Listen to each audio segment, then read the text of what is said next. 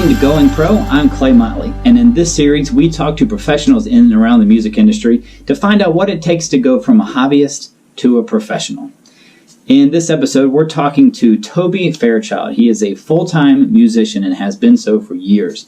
He plays nationally with Keller Williams. He plays locally and regionally in the Virginia area with countless bands. He teaches, arranges, performs, records. He does all kinds of things and is able to stay employed as a full-time musician for years. Now, we did this interview in 2019 before all of the social distancing and all of those precautions. So if it looks a little strange, that's why. If you like these videos, please, I invite you to like them, to share, to subscribe, to send them to people that you think would enjoy them. Or if you have an idea for a future Going Pro episode, please let me know in the comments. This is Going Pro, Full-Time Musician. All right, we're here with Toby Fairchild. I've known you 20-some years, I guess, something like that. Oh, man, we're old. It's You're old, huh? Yeah, we played...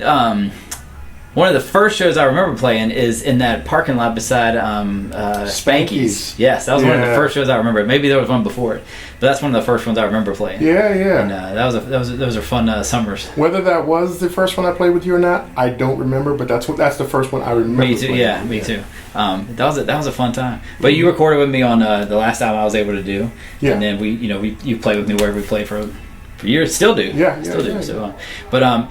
Toby actually plays with a ton of bands, travels nationally with Keller Williams, and drummer and musician, all kinds of instruments. So we're going to talk about that. All the drummer and musician. No offense, drummer.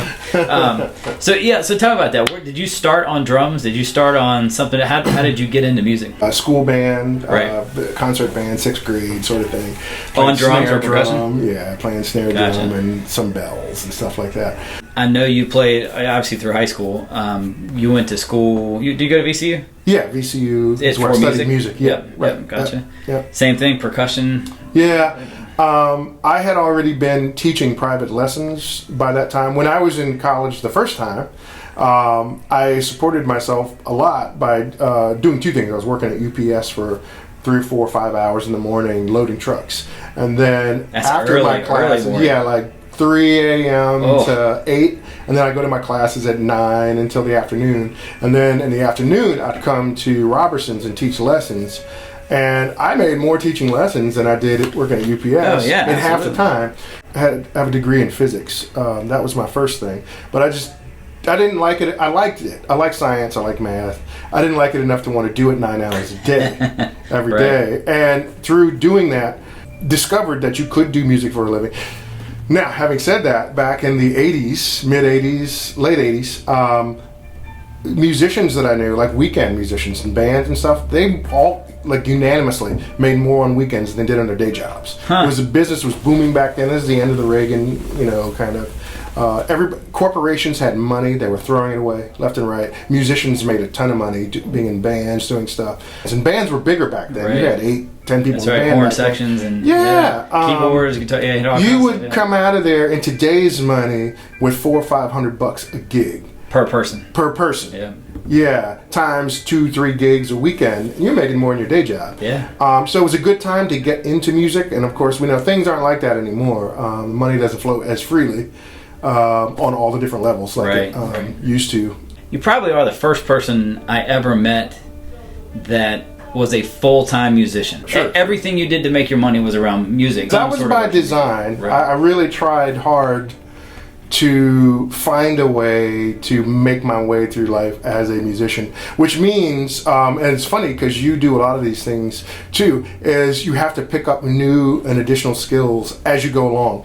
I knew nothing about recording and music and engineering and mixing and stuff like that. All these things that come up that we do regularly and don't even think about, you pick them up along the way because that's another way for you to do what you want to do.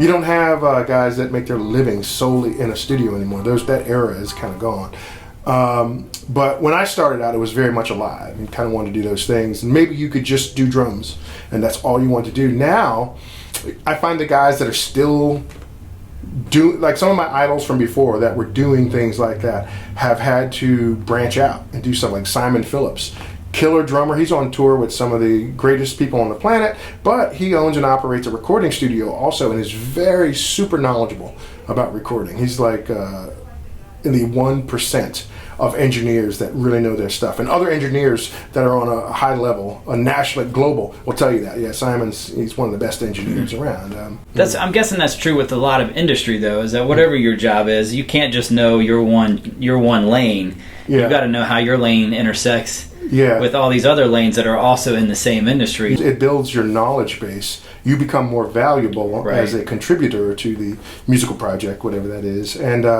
It's like, it starts simple. You start by playing your instrument, learning how to do that in a group of people in a band, and you build your skills. And then the next thing you know, you figure out little ways to improve your sound live by learning a little bit about how to mix a live band, because you have to do it, because there's nobody, you don't get an engineer for this gig. The band has to mix their own stuff, and you learn a little bit about it by watching other people or talking to them and doing it. And the moment you have to do it, you know a little bit of something. A lot of bands will do this. I did this recently on a gig maybe 3 months ago, is the latest time. And the people on the gig were like, I have never seen that trick before. I'm like, yeah. And when I tell you it's very simple. But we were, it's when a band has to mix your own sound. Right. Got your mixer on stage or whatever. Right. Turn off the monitors. Turn them off. Take the mains, which are on sticks, turn them around. Now do your main mix. Band plays to it. Get the mix sounding right. We spin them back around. Turn those off. Do your monitors. Do that. Everything sounds great. And they were like, why didn't we think of that? Right. It's like, because nobody showed you yet. Right. Somebody told me about it years ago when I was young. And I was like, that makes sense. That's how you would do it if you're mixing it by yourself. And the other part of that is, if you're mixing sound for yourself, if you're running sound from stage, you do the main mix first. Get those straight. Right. Turn them around. Maybe you're on a tight deadline and you got to start playing. You can tweak the monitor mix as you go throughout the night. If you have a front of house guy, you do the opposite. You get the monitor mix for the band set first. Right. Because you can't communicate with them during the gig. It'll be a nightmare. Not professionally. Yes. You don't want to stop mid-song and go like, hey, wait. Turn my guitar. Yeah, that's right. And you become a better musician because of it, because you understand how the whole ecosystem works a little bit better. It keeps you in good graces with the actual sound man, if you know a little bit about what his job is and what he can and can't do for you. People don't know about that job. It goes unappreciated. But if he does something and pulls something out that was like, oh man, I saw what went wrong over there. I saw how quickly you fixed it. Thank you. You're a lifesaver, man. And it goes unnoticed. I did a gig, one of the gigs at Locken. They have it on it was on the multicam. It was on TV, on multicam, whatever. First, one of the songs we started, my ears went out. And pack wasn't working. So I signaled to the guy, and it's on the internet somewhere. And guy runs over. We're playing the song, so I'm doing it kind of by memory. I can hear a little bit of bleed, a little bit from the vocal monitors, but not much. Guy runs behind me, new pack, swaps it out, plugs it in. I'm like 5 seconds. I was back up and running. And it's funny, they did an overhead shot of the drums at that point. You see the guys ripping one out, putting another one in. Boom! I'm just like, that's fantastic. That guy, I owe him a beer. So I started out as primarily a jazz musician. I started out playing jazz. So I got hired to play professionally gigs with a local vibraphonist, Harry Wilson. Yep. I started playing with him when I was 19, something like that. That was the first one. And then I started playing other jazz gigs with different local people. Phil Heim, Harry Robertson, a guy that owns the music store, or used to own the music store that we're in. I play with Ashley Chevalier. Yep. She's a bluesy rock funk singer. She's doing her own thing now, making some waves. Third Stream Giants, which is an 8-piece horn band here in Fredericksburg. Most of my gigs that I would do were not band gigs, they were sub gigs. So I would sub a lot. So I'm playing with this band, that band, but that's not my band. I'm just subbing. So I would get called for subs a lot. So I would sub with just about any band you could think of in the area I played with. And I did like 70% that, 80% that, versus 20% playing with one of my bands. That's where most of my work came from. My very first Keller gig, we were on stage in front of literally like, first time I seen a sea of people, like 30,000 people in my life. We're playing a tune. It's a Miles Davis tune, all blues. Oh yeah. He called soca. So it went from da-dun, da-dun, We went to a soca on stage, and that's the way he felt it that day. What if I didn't know what a soca was? Right. That would be terrible. But he trusted that I knew what that was, and luckily for him. I have students that come in, and we learn some of a catalog of rhythms. So you know how to play a basic rock beat, learn to play a basic 16th kind of funk beat, learn how to play some off the beaten path rhythms like a soca, like a samba, like a bossa nova. You need to learn these things. And if the question ever comes up, well, when will I ever use that? On gigs, I tell you when you're going to use it. On a gig that you least expect it on. Somebody's going to ask it of you, and you're going to be like, oh man, I don't know what that is. But somebody more knowledgeable about drum beats, who's not a drummer than you are, will ask you to do that, because to them it's no big deal. You should be able to do that, and you won't be able to. That's going to suck. So, or you won't get the call back. You will not get the call back. Yeah. So I know some drummers are specific about their snare sound more than anything else. You don't care about. I am specific about my snare sound, but I'm not going to bring my own snare. I'll just tune up the one that they have. Oh, all right. So I like a snappy, high-pitched crack of a snare. I like it to be very articulate, because I'll play very fast things, and my background is like kind of a very rudimentally trained, so I can play sharp, crisp, and fast. But if it's on a mushy snare drum, that all gets lost. Right. If it's an airplane gig, if it's a fly gig, then I'm bringing drumsticks. That's it. All the drum sets that I wind up playing on that are cartage drum sets that are backline, very nice. Like I said, in often cases nicer than the ones that I own. And the pedals and the cymbals, they're all perfectly acceptable for a live gig. They sound like cymbals. It plays like a bass drum pedal. Perfect. Oh, I don't have to carry it and bring it and haul it around? Perfect. I just did a local-ish regional gig in Tacoma Park with Ashley Chevalier. And they had a backline kit. It was a festival. They had a backline kit. I didn't bring anything.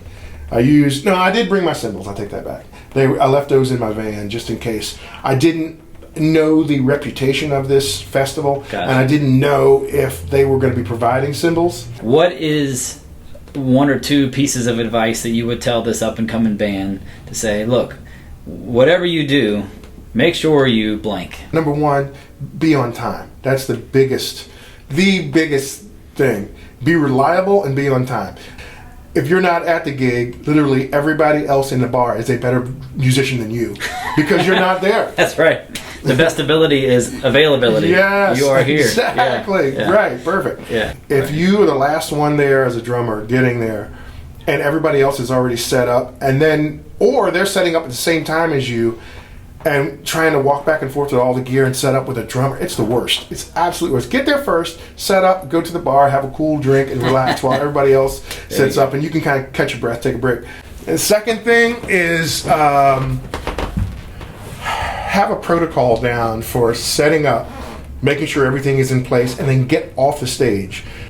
Maybe a quick couple taps on your drums or a quick tune-up on your guitar. You can do that silently. Don't sit there and play Freebird on your guitar for 40 minutes before it's time to play. I will call out people doing that on gigs that I'm a sub on. I'm like, please don't do that. It's just, you're being a jerk. Don't do it. The third one would be nice to everybody on a gig. Be easy to get along with. Be encouraging. And if some guy's having a hard night or trying something, don't be a jerk about it on stage. If you don't want to use that person again because you didn't think they couldn't cut it or something, that's cool. You can make that decision later, but you try to put together a show on stage. You don't telegraph the fact that somebody missed a note and you're going to make a face and raise a stink about it on stage. It is the absolute epitome of non-professionalism. Just don't do it. The audience doesn't know. And until you telegraph it and tell them, you let the cat out of the bag. And it's a gig. It's just a gig. You'll live to do many, many more of them, and just don't be a dick. That's the main takeaway. And cool. Thanks, man. It's been fun. Appreciate good doing this. Pork barbecue to boot. That's how I pay him. Pay me in food. I do that for gigs I do too? work for food. Sweet, man. That's awesome. Cool. That was fun.